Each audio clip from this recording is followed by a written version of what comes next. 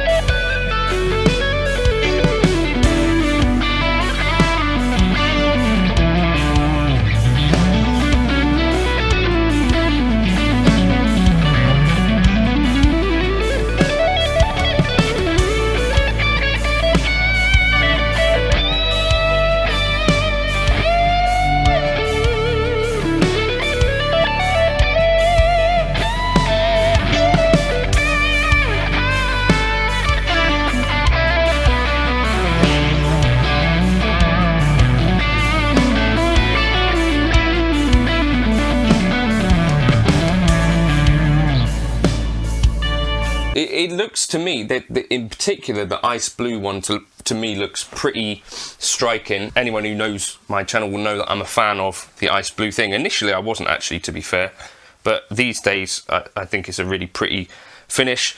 They've got 22 frets, they've got locking tuners, they've got 2-point trems, and I think they're kind of squarely placed to compete basically with Suhr. And I'd love to know in the comments if you would choose a Fender over a Suhr. They're a little bit sort of, well, priced kind of similarly, both around like the 2,800-ish type of price. That's kind of getting towards sort of boutique levels, right? I mean, K-Line in the UK would cost about the same as that. I don't think they offer stainless fret. Maybe they do still offer stainless frets. Maybe they do. Anyway, but something like that. Essentially like the Ultra line, but upgraded in terms of having stainless frets and then given the sort of heirloom relic treatment. I don't know. Interesting to me. I did go onto the Peach website and just sort of check some weights. So let's have a look at that. And I've just seen Brett Kingman did a demo of them. Leon Todd has been actually touring his Ultra Luxe Vintage for a little while now. Yeah, I'm surprised that I hadn't really heard of the Ultra Luxe range. It's just, again, one of these things where Fender offers so many kind of different iterations that it's not always that clear from the name what you're getting. So the Ultra part means modern, right? The Luxe part means stainless frets, I think, and then the Vintage part is kind of now referring to the finish being nitro, right? I think that makes some sense. Project Music actually has some, and I did see on Peach they've got some as well, but I'm not sure that for me, because they're based on like this more modern style of guitar, where I actually kind of like Fender with the more sort of 9.5 inch radius or 7.25. I kind of go for more of the vintage style personally, but it's cool to see that as an option out there. It looks like a guitar that is sort of like positioned midway between things, so modern specs, kind of vintage looks, vintage sounds. Yeah. Okay, now I saw, I guess some of you have probably seen about this before I did. I know Leon Todd has been gigging this guitar for a while, right? So this is the new Fender American Ultra Luxe Vintage 60s Strat. This is the HSS one. I'm just going to go through Peach's website and check, because they weigh all of their guitars, check the weight. So £7 14 ounces is okay. £7 14 ounces. That's all singles, and then the red one, HSS. Let's check this white one. I think Project Music near me have one of these. That's a beautiful weight guitar. That's great to hear and see. Then what have we got here? This one's pretty. £7 11 ounces. TBC. I guess this is the stock photo, and this is the actual. So they got aged scratch plates as well, which is kind of interesting. Looked at that one. What's this one? £7 14. This one was £6 13. So they are respectable weights, some of them. £8, a little on the heavy side for a telly. £7 15. About the weight of the American Vintage Strat that I had. I think the average really is probably around £8. So I'd like to see some lighter weight ones, really. £7 11. Have we seen a Strat that's less than £7.11? No weight on this one. So looking at the specs of these things, this modern D profile, I think, is that the same as on the actual Ultra? So the Ultra, I've played the Ultra Telly, and the neck for me is just a little bit too modern, personally, but some of you guys are probably going to dig it. Then there's 10 inch to 14 inch compound radius, so flattening out as you go up the fretboard. Cool. This is quite a big deal, which I will have talked about. Stainless steel frets. The only other guitar that I can find that Fender offer stainless steel frets on is just the Ultra Luxe, which I hadn't even really heard of, but it is a thing. Yeah, this is a new one. It's quite a pretty guitar. So you can see we got like a satin type neck, right? Which is that looks like checking there though. So satin nitro neck. heirloom lacquer finish. This is the thing that people are talking about, isn't it? Kind of looks a little bit like the Highway 1 type finish, on the neck at least. You see some lacquer checking all over, so it's been chucked in a freezer. I don't know if this one's got the weight on it. Pure vintage of the pickups that they've used in it, so not the more modern noiseless stuff. So it's kind of like a modern guitar with a modern neck join, with a nitro finish. The S1 switch, I'm not sure whether that's a big selling point. I had one on my vintage Hot Rod Telly. Didn't tend to use it, to be honest with you. The price is like around 2,600, 2,900 there. I don't know, how do you guys feel about it? Let's look on, this is like their flagship now American model, right? Looks like they got clay dots as well on the rosewood. There's Horace Bray, amazing player. Alder body, surf green, all that. Locking tuners, yeah. Quarter sawn maple fretboard. It's an interesting one. Yeah, that's the main thing that I'd be looking out for, would be the weight of these things, because I think you want something that's going to feel kind of light and slinky, in my opinion. And then the modern D is the only part of it which really stands out to me that wouldn't suit me, having played an Ultra or two. But you got rolled fretboard edges, lovely looking guitars, mostly. Like the check-in on the body and all that looks great. I think the satin finish is the one thing that's going to look a little bit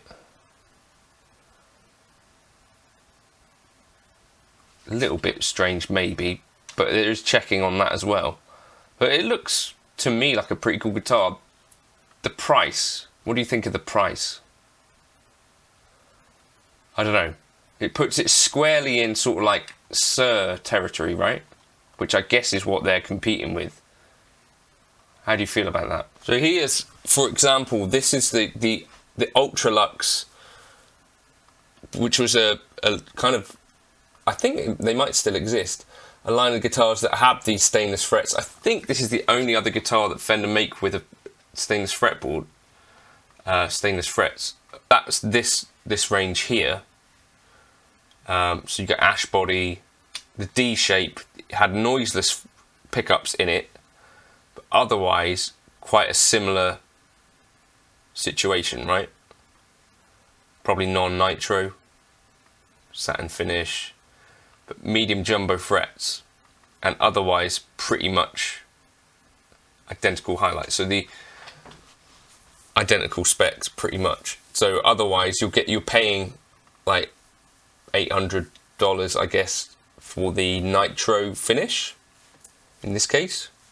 I'd like to see them experiment with stainless frets across more of the line.